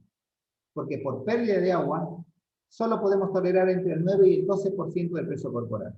Investigado por un fisiólogo que se llama Kostil, y lo publicó en su libro de Fisiología del Trabajo Físico en la página 13 y 12. Lo van a tener como referencia en la punta. O sea, ustedes pueden perder el 40% de su peso corporal. Vamos a suponer que pesen 100 kilos, podrían perder 40 de grasas, hidrato de carbono y proteínas. Pero si llegan a perder el 10% de peso, nada más que por líquido, es fatal, se podrían morir. ¿Bien? Ahora, deben estar pensando, antes de que pase al otro pizarrón, deben estar pensando, ¿por qué eso es así? Porque la hidratación permite al organismo algo que es determinante para la vida, la termorregulación. El agua desempeña el papel fundamental en la termorregulación. Fundamental. O sea, piensen por un segundo, en vez de pensar en el organismo orgánico, el organismo, piensen en un organismo mecánico. ¿Sí? Ustedes pueden acelerar todo lo que quieran en un auto. Mientras esté con agua, no se va a fundir. En cambio, si el radiador se rompe, se funde. Al cuerpo le pasa algo muy parecido. El agua tiene propiedades que permiten que se termorregule el organismo. El agua tiene esas propiedades. Por ejemplo, el agua tiene un elevado calor específico. Ella misma. ¿Sí? Significa que mucha cantidad de calor se requiere para aumentar 1 grado la temperatura del agua. Por eso ustedes ponen una pava y tarda entre 4 y 6 minutos en hervir. Porque hace falta mucha calor. Es más, tiene una temperatura elevada, la hornalla con la que ustedes calientan el agua. Es muy difícil calentar el agua porque ella ya tiene su propio calor específico. Esto quiere decir que cuando está en el cuerpo, el agua, es muy difícil calentar. O sea, no hay ninguna mecánica metabólica orgánica que caliente el agua. No existe. Porque tendría que, insisto, cuando ustedes la ponen en una pava, necesitan una llama para calentarla. Tiene su propio calor específico. Eso permite la termorregulación. Otra cosa, el agua conduce el calor. O sea, tiene una alta conductividad térmica. Segunda característica del agua, que no tiene ningún otro líquido, que permite la termorregulación. ¿Ve? Por lo tanto, el agua es capaz de transportar calor a una gran distancia y en forma rápida. Esto significa que si ustedes están corriendo y haciendo flexo-extensión de rodilla, cadera y tobillo, esos músculos se elevan mucho la temperatura. Mucho. De hecho, lo vimos en el equilibrio hídrico. Por eso tenemos hormonas que evitan esa pérdida de líquido. Bueno, les decía. Ahora, si ustedes están corriendo, el tronco no tiene la misma temperatura. El agua tiene la propiedad de sacar el calor, de tomar el calor de la célula y transportarlo, por ejemplo, a células del tronco, o del hombro, o del brazo, que no están en una gran actividad metabólica en ese momento. Por eso cuando ustedes se toman la temperatura, si están entrenando lo que estén haciendo, la temperatura es global del cuerpo, a pesar de que el calor está siendo producido en el tren inferior, o en el tren superior. ¿Quién conduce el calor de un lado a otro del organismo? El agua, y eso permite la termorregulación. Y por último, y no menos importante, es el elevado calor de evaporación. O sea, ustedes pueden evaporar calor con el agua. 1 gramo de agua se invierte en el consumo calórico muy considerable. O sea que evapora agua. Por eso que el conjunto de estas propiedades térmicas que tiene el agua permiten absorber grandes cantidades de calor, transportar el calor desde un músculo a otros lugares del ambiente y sustraer grandes cantidades de calor del organismo, sobre todo por la boca, por la nariz y por la piel. ¿Bien? Estas características que tiene el agua y sus manifestaciones fisiológicas es donde se traducen en lo que les planteé, la sudoración y la liberación del agua en el aire expirado. Todas estas investigaciones se hacen en fisiología del ejercicio. Aviso para que lo tengan presente. Igual no olviden que los autores están en sus apuntes. El concepto de agua hídrica, Barbani Cairo, que es el investigador con el que trabajamos en esta parte del apunte, evidenció esto en laboratorio. Ahora, Desde el punto de vista del entrenamiento, la deshidratación es la principal causa de la fatiga, razón por la cual los entrenadores nos importan. Ustedes dirán, ¿y por qué la ciencia del entrenamiento estudia la deshidratación? O la termorregulación, que la produce el agua. ¿Por qué? Muy simple. Porque produce fatiga. Y la resistencia es la capacidad motora que me permite recuperarme rápido, y ahí viene, luchar contra la fatiga. Entonces los científicos tienen que averiguar, aparte del trabajo mecánico que produce el ejercicio, obviamente produce fatiga, ¿qué otra cosa produce fatiga? La razón por la cual produce fatiga, que es pérdida transitoria de la capacidad de rendimiento, tiene que ver con la disminución del volumen del agua corporal. No olviden, la hemoconcentración permite que aumente la osmolaridad del plasma. Los ensanos somos receptores. Si el agua tiene menor cantidad de, perdón, la sangre, disculpen, el plasma tiene menor cantidad de agua, requiere que la sangre se ponga más pastosa. Entonces, ¿qué va a hacer? El agua, para que los mecanismos contrarreguladores, va a tener que bajar el volumen minuto. O sea, baja el volumen minuto. La cantidad de agua que circula, la cantidad de sangre, disculpe, que circula es menor. Porque el plasma, que es el 60% de la sangre, perdió agua. Y eso va a hacer que disminuya en la presión arterial la temperatura central. Disminuye la presión arterial y aumenta la temperatura central. Eso va a pasar en el organismo. Voy a dividir esto en el pizarrón para que sea más claro. Disminuye la presión y hay una alta temperatura, aumenta la temperatura. Eso produce una pérdida de la capacidad de respuesta del estímulo. Así se define en entrenamiento a la fatiga.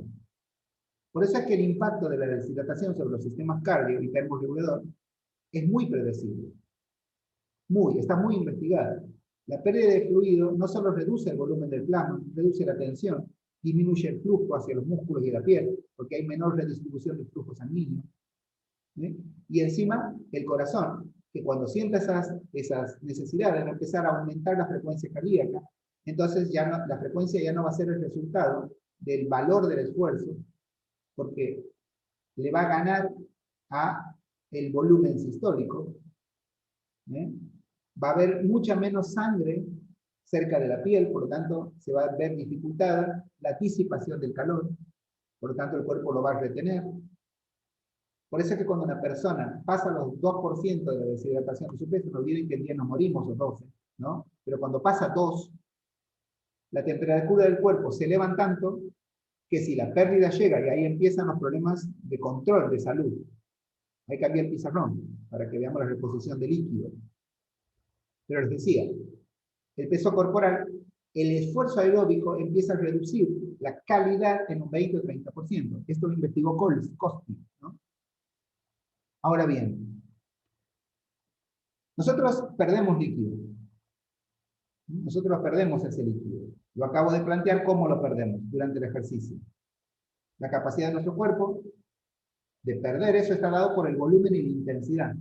Y obviamente, ya lo dije, porque transpiramos y porque sacamos calor a partir del agua. Ahora bien, ¿qué ocurre con la reposición de ese líquido? Porque si lo perdemos, lo tenemos que recuperar. Primero, la sed no es el mecanismo más confiable para saber que tengo que ingerir agua. No es el mecanismo.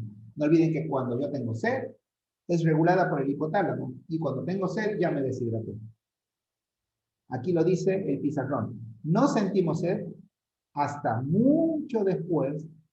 Esta es una de las investigaciones básicas, de base, digamos, que disparó todas las otras investigaciones. Está publicado, de hecho, en un proceeding. Los proceedings son abstracts de investigación que se publican luego de los congresos internacionales de cualquier disciplina, ¿no? Y también está publicado en el libro de Koski. Ahora, Koski, en la página 367, dice, no confían en ese mecanismo. No es un indicador confiable la sed, dice don Koski. Ahora bien, entonces, ¿qué tengo que hacer? Tomar agua en periodos cortos de tiempo, según si estoy en competencia con ejercicio, y en baja cantidad. Ahora, eso me va a rehidratar y ahí viene el segundo componente. Primero, antes del ejercicio, ¿cuánto se debe tomar por día de líquido? Y este es otro concepto que va a desentrañar muchas dudas y consultas que tienen los alumnos. Las necesidades normales, fíjense en esta palabra, normal, o sea, de fisiología normal sería, de agua, para un individuo adulto, son de 3 litros diarios. 1,5 litros en forma de bebida, o sea, de agua. Y el resto a través de agua contenida en alimentos. Aquí empezamos con la fisiología clínica y la fisiología del ejercicio. Para la fisiología clínica, muchos líquidos, bebidas, colaboran con el volumen de agua o de líquido a tomar por día. O sea que si yo junto 1,5 litros entre el agua, el mate, el té, el café y algunas bebidas no alcohólicas y algunas bebidas gaseosas o no gaseosas, estaría bien. Consejo, en el entrenamiento ese 1,5 litros tiene que ser de agua. Y si encima entreno mucho, debería haber el doble, hasta el 100%, o sea, hasta 3 litros de agua. Pero no es todo, y lo vamos a estudiar cuando veamos el camino de los alimentos. El resto, o sea, el otro 1,5 litros, la otra mitad de la hidratación, está contenida en alimentos. Esos alimentos son frutas y verduras crudas. Allí están puestos los alimentos que necesitamos junto con el agua, ¿sí? Para poder lograr un correcto nivel de hidratación. Ahora bien, la ingesta de ese líquido debe ser durante el ejercicio, volvemos. Recién hablamos de la normalidad de la ingesta. Ahora vamos al ejercicio. ¿Y de qué manera? Muchos estudios han desarrollado que la ingesta de líquidos durante el ejercicio atenúa o previene ¿qué? Fíjense, ¿eh? Disminución. ¿Se acuerdan de todos los efectos negativos de no tener agua en el sistema? Bueno, aquí vamos a manejar qué ocurre mientras tomo agua cuando corro. Disminuye el volumen del minuto cardíaco, el volumen sistólico, la presión arterial y la circulación cutánea. O sea, todo eso beneficia tomar agua mientras estoy entrenando. También atenúan tomar agua o previenen incrementos en frecuencia cardíaca. También. Y en la temperatura central. O sea que tanto la frecuencia cardíaca, o sea, en realidad los incrementos, la percepción del esfuerzo en el rendimiento. Esto logro si tomo agua. La pregunta que se deben estar haciendo todos es, ¿también me rehidrata? La respuesta es no. Esta es la razón por la cual se produce la deshidratación voluntaria. La diferencia que hay entre hidratación y rehidratación. Es una diferencia muy marcada. Muy marcada. Eso. ¿Por qué? Porque el agua produce ciertos beneficios como los que acabo de marcar, que tienen que ver con el funcionamiento fisiológico de todo el organismo mientras estoy corriendo. Que, insisto, no es solo el músculo. Ahora, el músculo que está trabajando se deshidrata de manera voluntaria, ya lo dijimos. La pregunta es, ¿se lo puede rehidratar? La respuesta es sí. Sí se puede. El agua hidrata, pero no rehidrata. En cambio, las bebidas comerciales, las bebidas que pueden no ser comerciales, ahora voy a explicar por qué digo esto, pero las bebidas creadas al efecto, las llamadas bebidas deportivas isotónicas, son las que deberíamos tomar dentro del ejercicio, porque ellas sí rehidratan, porque ya tienen una conformación química que permite la rehidratación. Por eso los deportistas de alto rendimiento tienen sus propias bebidas que se llaman bebidas carbonatadas. ¿Bien? ¿Por qué es así? Además del volumen y ritmo de la ingesta de fluidos, otros factores contribuyen a optimizar los efectos del consumo de líquidos. Por ejemplo, el sabor de la bebida. Y esto lo hacen muy bien las empresas. Por eso hay distintos sabores. Esto ayuda mucho a que la bebida sea más tolerable. Segundo, la temperatura. La temperatura de la bebida es determinante, y vamos a analizar eso, pero tiene que estar a 8 grados más o menos. La percepción del grado de dulzura es importante también. La intensidad del sabor y la sensación dentro de la boca influyen en el consumo voluntario porque actúa directamente sobre el hipotálamo. Intensidad del sabor, sensación, todo eso es importante. Hay que tener en cuenta que el agua, como todo nutriente, va al estómago y tiene que tener cierto vaciado gástrico. O sea, cuando algo va al estómago puede tomar dos caminos, ingresar a la sangre o pasar de largo e ir hacia los sistemas de excreción, que puede ser el riñón o obviamente el colon descendente. ¿Eh? El vaciado gástrico lento atrapa el líquido en el estómago, reduciendo la cual el mismo puede volcarse en el duodeno. El duodeno es la estructura orgánica que permite que ingresen a la sangre. Y si está ahí, ya está disponible para la absorción hacia el torrente sanguíneo. Para asegurar una rápida absorción de fluidos a través del intestino, se necesita de la ingesta de carbohidratos y la presencia de sol. Estos son los dos elementos que permiten que las bebidas carbonatadas rehidraten. En cambio, grandes cantidades de agua intraesfuerzo hace que el agua se vaya al piso o a formar parte del volumen de lo que luego va a ser la materia fecal. Por eso es que no rehidrata el agua, aunque no olviden, sí sirve para otros elementos. Pizarrón anterior, lo marqué algunos de rojo. Tomar agua, ¿qué previene? Disminuciones del volumen sistólico, presión arterial, circulación cutánea, incrementa la frecuencia cardíaca, temperatura central y mejora la percepción del esfuerzo. Es muy importante el agua, pero no me rehidrata. Sí me rehidrata los músculos que están trabajando las bebidas carbonatadas. Razón resumida: ingesta de carbohidratos y la presencia de sodio. Las concentraciones hasta 6% de carbohidratos elevan al máximo la tasa de absorción de agua y solutos en el intestino delgado. Esa es la ventaja. ¿Ven?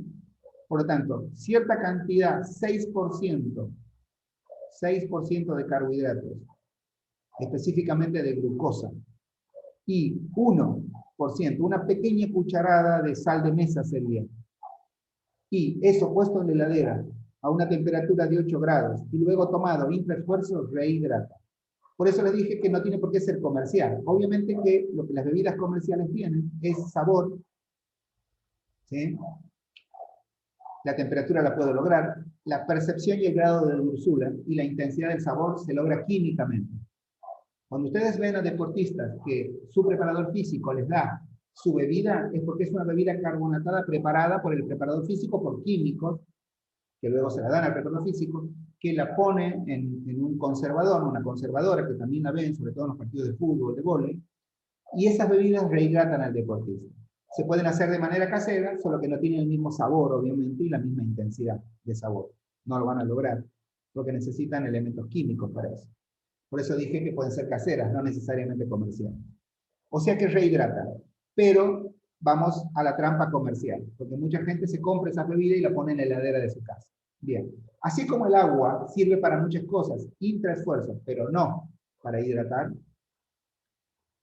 las bebidas comerciales sirven para muchas cosas, fundamentalmente para rehidratar, pero no para hidratar. O sea, no tomen fuera del ejercicio esas bebidas, porque pueden lograr acostumbramientos innecesarios en las células de nuestro cuerpo, y esa agua se debe tomar exclusivamente para rehidratarse intraesfuerzo. Pero bueno, otra vez, el marketing ha hecho que todo el mundo la compre y la tenga en su casa. Y la tomen por el solo hecho de andar caminando por la calle. No es efectiva porque no hidrata, no olviden. Así como el agua en exceso, intraesfuerzo, les va a dar ganas de hacer pis, les va a dar incomodidad y no los va a rehidratar. Bien. Otra pregunta que se va a hacer, el apunte, es si es que las infusiones de alcohol hidratan. Hay suficiente evidencia de que esto no pasa. No hidratan. No hidratan. Los deportistas deberían evitar esta ingesta. Ambos son diuréticos y puede lograr inclusive lo contrario, ¿no? El alcohol suprime la liberación de la hormona antidiurética. Esa es la razón por la cual podría provocar deshidratación, porque la antidiurética es la hormona que el sistema ha pensado para justamente evitar la pérdida de agua. Por eso produce en el cuerpo que excrete más agua en la orina. A su vez, de hecho esto les pasa a los que toman mucho alcohol, a su vez esto puede reducir temporalmente la tensión arterial y produce deshidratación. También produce el alcohol vasodilatación periférica, o sea, de todos los vasos sanguíneos de la piel, que tendrían que estar en el ejercicio en vasoconstricción compensadora.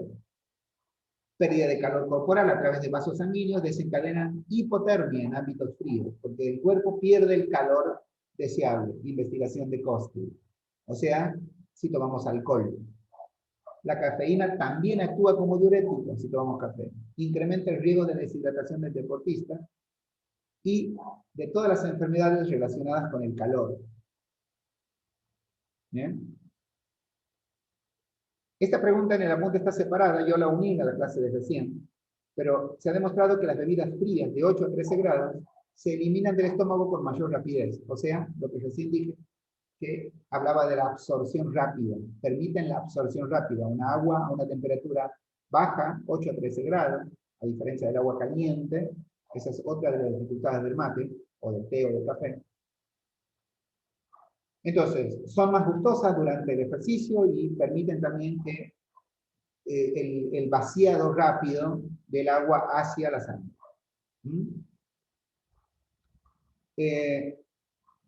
Con la pérdida de agua, otra cosa muy importante, que lo dije en otro momento de la clase, el calor y el volumen de la orina para determinar si es que estoy o no deshidratado. Normalmente en los 60 minutos de ejercicio, pasar de un volumen normal de orina clara a un volumen normal o ligeramente sobre lo normal es un buen indicador de una hidratación adecuada, ya que si la orina tiene un color amarillo y el volumen es pequeño y tiene olor fuerte, está el deportista cerca de la deshidratación general, no la voluntaria, porque esa la tiene, sino la otra, o sea, la que es pérdida de salud. ¿Bien? No perdemos los atletas entrenados, no pierden la misma cantidad de agua, o sea, no se deshidratan en la misma tasa que un no entrenado, que es la otra pregunta con la que va a avanzar el apunte. ¿Bien? O sea, no es igual en un deportista entrenado que un no entrenado. Esto que parece obvio tiene una función técnica, o sea, tiene una razón técnica, disculpen. ¿Eh? El sudor se forma por filtración de plasma, eso lo analizamos en endócrino. Cuando el material filtrado pasa a través de los conductos de las glándulas, también lo vimos, sodio y cloruro son gradualmente reabsorbidos hacia los tejidos circundantes y luego a la sangre. Ahora, ¿qué ocurre? En los alumnos poco entrenados, no entrenan esos receptores de minerales que tienen las glándulas sudoríparas. Entonces pierden relativamente mayor cantidad de solutos que no son reabsorbidos. El contenido mineral del sudor de una persona es significativamente diferente en sujetos entrenados, que es muy bajo, y los no entrenados, que es muy alto. La pérdida de sodio y cloruro se reduce casi a la mitad en entrenados. O sea que están más preparados para soportar para soportar la fatiga que produce el ejercicio. ¿Bien? Bien. Próximo pizarrón, así seguimos hasta terminar con esto que es la hidratación, y la próxima clase podemos empezar directamente con la alimentación. ¿Qué sucede con la incapacidad para disipar el calor? La exposición a la combinación de estrés por calor interno, no olviden, y la incapacidad para disipar el calor, dice mi pizarrón, puede provocar 3 lesiones relacionadas con el calor.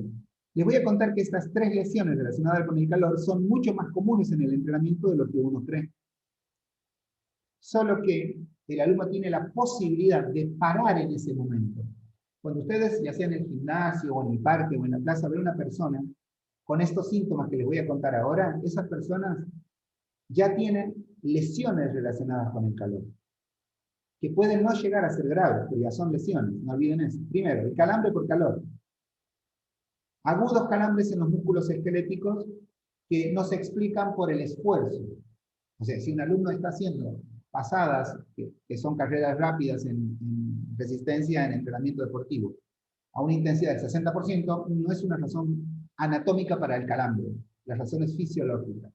Si en una clase de aerolocal, en la parte de estiramiento, si el alumno tiene o en la parte de local, perdón, de localizada, en la clase de técnica, si el alumno tiene un calambre, no es producido por la intensidad en la que está sometido el músculo. Sin duda, va a tener que ver con que ese organismo no está pudiendo disipar el calor. El calambre por calor no es bueno, pero tampoco es una lesión o un síntoma muy grave. Pero le sigue el síncope por calor. Esto ya se da más en los trabajos aeróbicos, porque a los pequeños calambres o molestias musculares ya se acompañan con lo que podríamos llamar los síntomas de fatiga extremos, por ejemplo, jadeos, ¿eh? Como dice aquí el apunte, vértigo, o sea, se empieza a marear el alumno, a no tener sensación de control corporal, vómitos, desmayos, piel fría, húmeda, o caliente y seca, hipertensión y pulso débil y rápido. Esto también pasa, y normalmente están cerca del desmayo, se sienten en el piso, cuando el cuerpo empieza a termorregular lo dejan, pero ya se llama síncope por calor. Insisto, son síntomas, son lesiones que produce el calor, que los tienen más personas de las que creen, solo que, como son situaciones de termorregulación, parar el ejercicio, acostarse, levantar las piernas, ventilar a la persona, permite que el síntoma se vaya, pero no quiere decir que las lesiones que están relacionadas con el calor, no se hayan producido. Lo mismo pasa con el golpe de calor. Ya es más difícil sacarlo de ese lugar a la persona. Normalmente tiene que venir la ambulancia, tienen que darle suero, porque ya es un trastorno, ya no es un síntoma, es un trastorno que produjo disfunciones generales. Ya pone en peligro la vida el golpe de calor. ¿Eh? Ya pone en peligro la vida. Se caracteriza porque hay una temperatura por arriba de los 40 grados, ya es un problema. Ya no hay más sudoración. La piel se calienta y se seca, y el pulso y la respiración empiezan a ser cada vez más rápidos. Generalmente se produce una hipertensión. Ya hay confusión y ahí hay desmayo. Ahí sí, hay desmayo porque hay inconsciencia. Normalmente, el trastorno es producido por la insuficiencia de mecanismos termorreguladores del cuerpo. Tuvieron síntomas. Normalmente el golpe de calor se da cuando no le prestan mucha atención a los calambres por calor o a los síncopes por calor en otros momentos del proceso. ¿Eh? Esto ya es más grave porque si no se trata, obviamente puede llevar a situaciones más graves para el paciente. Normalmente cuando uno tiene esta situación, lo tiene que enfriar al cuerpo de la persona, baño, agua fría, hielo. Hay que envolverlo en el cuerpo y las sábanas húmedas, abanicar a la víctima y esperar que llegue la ambulancia. O sea, todos esos son los elementos que tenemos que tener en cuenta, sobre todo los entrenadores que trabajamos en plazas y parques. Bien, hemos empezado este capítulo, que para muchos es muy interesante, desde el concepto, no de lo interesante por la forma en la que se lo da, o por el apunte, o por la escuela, sino porque están muy interesados en aprenderlo, dado que, insisto en el concepto de inicio de esta larga clase, la relación que tienen los alumnos de entrenamiento con la pérdida de peso, con la nutrición, es una relación no estudiada de manera directa por la ciencia del entrenamiento, sí de manera indirecta, por eso la estamos estudiando con fisiólogos nosotros. La clase que viene trabajaremos exactamente igual, pero con la alimentación. Presten mucha atención a la clase, presten mucha atención al apunte. Es un apunte rico en información científica. Trabajen con él. Fue una clase un poco más larga de la que les doy usualmente, porque es una clase con muchas relaciones que tienen que ver con lo que pasa en la realidad con los alumnos que entrenamos. Les agradezco la atención, después seguimos con la alimentación. Que tengan un lindo día.